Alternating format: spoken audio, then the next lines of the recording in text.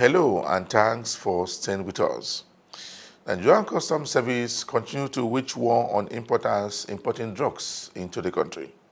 Also on Customs report, the Controller General of Nigerian Customs Service says that Nigerian Customs Service will continue to generate more revenue for the country, plus more report on seizure of drugs by most commands operating in the country. I am Egiseme Edine. Stay tuned. The National Assembly has continued to speak with management of the Nigerian Customs Service on how they intend to generate more revenue and fight smugglers all over the country. I appreciate this committee for coming up with this session, which is an interactive session, and we hope and pray that through this we will be able to learn more and increase our ways and means of generating the revenue that the country deserves. Having said that, Mr. Chairman, let me, before I get into comments that affect customs directly, permit me to divert a little, to digress a little, and that is with regards to the Financial Act, that 2022 that was signed by Mr. President, which was architected by this National Assembly. The Finance Act, Mr. President, seek to, in Section 22 of the Finance Bill, which has become Finance Act 2022, it seeks to amend FRS law, Section 68, 1, 2, 3, 4, and 6, by allowing the Act to take precedence over any other law with regards to administration, assessment, collection, accounting, enforcement of taxes and levies, and due to the federal government and the Federation of Nigeria. When this law was signed, though we haven't received an official copy, we were able to get a copy. The Act, Mr. President, did not state clearly the extent or scope of the taxes or levies in question. We are aware that the taxes and levies under the responsibility of FRS are income tax, personal income tax, capital gain tax, VAT, etc. But this law is so wide and so open that we in the Nigerian Customs perceived it as having also affected our own collection. I would read some part of the law for clearance, for clarity, Mr. Chairman. The law here, Mr. Chairman, because if we are talking of collection, we must be sure that we still have the mandate to collect. The law states in Section 61A, that's the amended, that this Act and the laws listed in the first schedule to this Act shall take precedence over any other laws with regards to the administration, assessment, collection, accounting, enforcement of taxes and levies due to the federal government or Federation of Nigeria, except in cases. The Customs Sage also speaks on how the management will block revenue leakages and improve our revenue generation in various ports, airports, and border areas in the country. Such in cases that tax or levy is a subject of litigation in a court of competent jurisdiction, and if the provisions of any act of any other law, including the enactment in the first schedule, are inconsistent with the provisions of this Act, the provisions of this Act shall prevail, and the provisions of that other law, to the extent of the inconsistency, should be void. Which, to me, and our understanding of this, is that all other laws, which are laws that mandate us to collect, if they are inconsistent with this, then they are voided. Which that means the laws that mandate us as revenue generating agencies are voided. completely. What that means, we do not have the responsibility to collect. So, Mr. Chairman, Senate President, if we do not have the responsibility to collect, then what are we going to discuss here?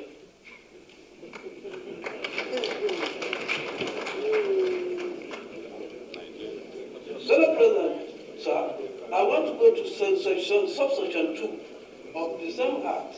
It says, subject to subsection 1, and notwithstanding any other law imposing taxes or levies in Nigeria, the service shall be the primary agency of the federal government of Nigeria, responsible for the administration, assessment, collection, accounting, enforcement of taxes and levies due to the Federation and the federal government, or any of its agencies, except as may be authorized by a minister responsible for finance or regulation as approved by the National Assembly. The third part of it, criminalize any act. And it says, subject to subsection 1, it shall be an offense for any person to carry out or authorize any other to carry out the function of administering, assessment, collection, accounting, or enforcement of taxes and levies due to the Federation and the federal government of Nigeria, except as may be provided under this act or any of the laws listed in the first schedule to this act or as authorized by minister responsible for finance and by regulation and approved by National Assembly. Mr. Chairman, we have consulted with lawyers, we have consulted with the legal luminaries, and the conclusion is that this act is confusing. And if stakeholders decide to take leverage of this, they can decide to say, we are not supposed to collect duties and levies. And therefore, they only pay to FRS. And that will bring a complete, total chaos in this country. So I think before we go to Mr. President, and of course the committee chairman, we want please you to take time and tell us the extent of this law and the scope of this law, so that we know if we are still legitimately allowed by the law to collect. If we are not, then I think we do not have any business being here. You are watching the program Customs Report. The Customs Area Controller in charge of PTLM Port has been speaking on the VIN violation system at the port. So the VIN violation system will further check the movement of cars imported into the country. It speaks more on the issues. Valuation system is an automated valuation approach whereby once a declarant puts the VIN number of a particular vehicle into the appropriate column in the declaration, it is expected that the details of that vehicle will come up. That is, make of the vehicle, the model, year of manufacture. Then the appropriate attached custom value will come up for the declarant to utilize, and appropriate duties and taxes will be generated. So that's the summary of what VIN valuation is all about. It is aimed at removing the human contact in the process of vehicle valuation, so that once a declarant puts that VIN number, every other thing will be done without recourse to any valuation officer in the port. So that's, and we have what we call the standard and non-standard VIN valuation, VINs. The standard VIN, once imputed, definitely will prop up these details I've just mentioned. The way it's a non-standard, that particular vehicle, they will now make use of a forces code that will take the declaration to the valuation officer, who will now issue value for that vehicle. So it's as simple as that. Sounds more. According to him, the customs will always implement measures that will further improve the economic advancement of the nation. Let us look at our core functions of revenue generation, trade facilitation, suppression of smuggling, and all that. If we look at this system and we now relate it to some of the core principles of trade facilitation, like we can look at the trade facilitation agreement, we can look at the Kyoto Convention. What are they all saying? They are talking about processes and procedures that need to be simplified, to have harmonization, to build integrity into the system, for uniformity, for predictability, and all this. And if we come to this VIN valuation, that is exactly what it has come to do. By using the VIN to generate appropriate duty and taxes to be paid, it means that one, it is predictable once you include the correct VIN. Two, there is harmonization among all the different location ports and terminals. Whatever it will give in Lagos is what it will give in Paracourt. Whatever it gives in Paracourt is what will be obtainable in Calabar. Not to talk of even from port to port and terminal to port terminal within Lagos. So these are the things that this VIN valuation will do. Like I earlier said, the human interface will be removed, and that builds integrity into the system. The former Customs Area Controller in charge of Think and Customs Command has said that while in office, he made a lot of changes that further improve the revenue generation of the service. He said that the Nigerian Customs Service will continue to implement issues as approved by the management in Lagos. He speaks more on a number of issues. Today, by the grace of God, 14th February 22, sorry. On 1st February 2018, under the same roof, that is 4 years ago, I took over realms of affairs of this command from retired ACG Bashar. Today, by the grace of God, I'm handing over to a colleague, Controller Kulle Oloyede. My mandate to Thinkan Island Port as the area controller has largely been achieved. 2017 revenue was 287 billion. So cumulatively, from 2018 to 2021, we got an improvement in revenue by about 206 billion. Result, at least, alhamdulillah, we have, the revenue have grown, have improved in revenue, and one can say without any doubt that we have gotten some improvement in our revenue collection. The newly appointed area controller in charge of Tinkan's Customs Command has commended the former controller for a job well done. He was speaking when he officially took over for the customs controller, who is now in charge of export and import in Abuja. Yes, colleague, outgoing area controller, MBA. We call him MBA. That is, and that MBA stands for quality, for resilience, and for success. I am most honored to be here. And like I would share with you, I was also in one of the offices there as a DSC in the valuation seat of the because of modernization. And coincidentally, I was before now the controller in charge of modernization and risk management. And you know, going forward these days, the clearance procedure is based on intelligence risk management. You see the data, you profile it, you assess it, and you share it. Because a risk could either be positive or could be negative. And when you share risk, you mitigate against the negative natures of risk generally in life, we take risks. If you sleep, to wake is a risk, but that is divine.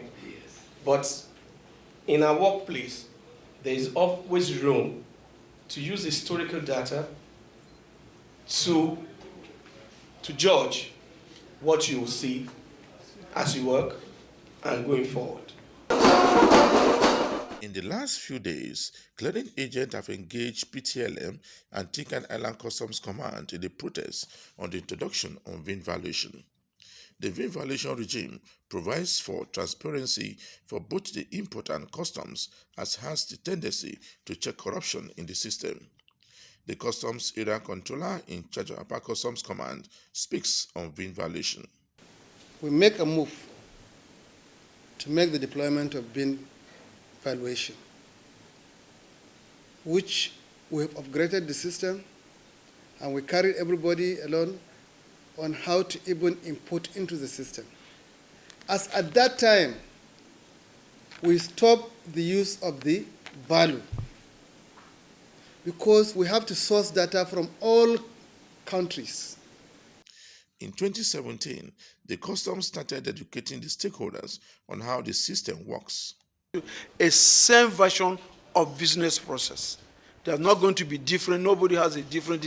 It's going to be a highly automated, transparent, and predictable business process. So one thing is to encourage other people who before what is happening, they cannot see the beginning and end of the process. Make sure that we actually take control of what is happening here. One, for revenue. Two, for security and the control, and then trade facilitation. And trade facilitation is designing an automated business process that is acceptable. So there's a business user requirement that is being fully automated so that it makes everybody see the same version of what is being done. So I think it's a good thing for the traders because the traders are interested in taking their goods quickly and delivering to the owners. So if we have a process that is very transparent, I think such compliant trade will be very happy to have such a. So that means we go ahead to deploy. If you are deploying a program and you have displayed the program and now your stakeholders has not seen anything wrong with the system, it means acceptance. So they have accepted the system and we go ahead and deploy the system for their own sake and our sake. When we deploy the system, they are now complaining. But I tell you something, in a system like clearing a vehicles, the number of uncompliant traders there are more than the number of compliant traders there. One vehicle can pass through about 5 hands, all to circumvent the system. Now, trying to automate this system, it means those people will not be going through the same issue of corruption they are used to. It is through the issue of corruption that they can eat something. Now we have closed that gap, and they will not be happy. And what they do is to engineer other people to come up with this kind of matter. Me, I am pleading to them to look at this matter and see reason why government is deploying this matter. It is for their own sake. It's absolutely for their own sake.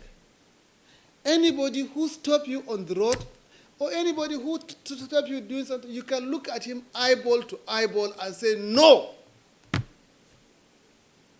I'm not giving you. With the latest strike at the port, vehicles are currently trapped at the port without clearance, running into millions of naira. The Nigerian Customs Service has continued to wage war against importation of smuggled drugs into the country. The Semi-Customs Command recently seized cocaine at the street value worth 3.9 billion naira along the nation's borderline. It speaks more on the seizures by its men. Our functions here, our duties here, is to safeguard lives and property of Nigeria, and equally to protect the economy of this country. We all know the bad effects of these drugs, especially to our youth. There are a lot of bad effects, like lack of concentration in school.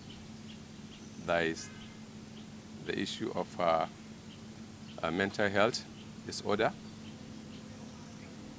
There's the issue of concentration in classes also.